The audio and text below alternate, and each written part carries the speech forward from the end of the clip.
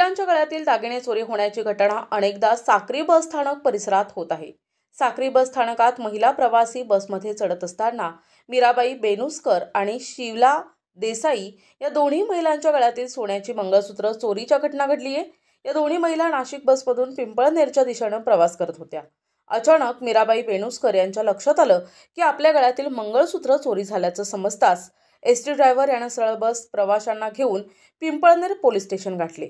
सदर चोरी घडल्याची घटना मीराबाई बेनुस्कर यांनी पिंपळनेर पोलिसांना दिली।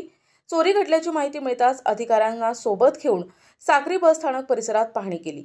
साक्री पोलीस आणि साक्री बस स्थानकातील अधिकारी पाहणी करत असताना त्यांच्या निदर्शनास आलं की अशीच अजून एक घटना घडली असून त्यांनी त्वरित आपली यंत्रणा मंगळसूत्र चोरट्यांचा शोध घेण्यासाठी लावली। मात्र वारंवार बस स्थानक परिसरात होणाऱ्या चोरीवर आळा घालण्यासाठी कडक उपाययोजना करणं गरजेचं असल्याचं मत प्रवाशांनी व्यक्त केलं आहे। साक्रीहून मी पिंपळनेरला पोहोचत होती आणि पोचताना माझ्या गळ्यामधून एक कुणीतरी पोत तोडली आणि नंतर मग मला मनी दिसले आणि तेव्हा मी सांगितलं कंडक्टरला सांगितलं की बा माझी पोत गेली तर तुम्ही थांबा बस। तर तो म्हणे माझा 75,000चा मोबाईल गेला। तर ताई म्हणे तुमचं काय आहे म्हणे, चला म्हणे पुढं म्हणे।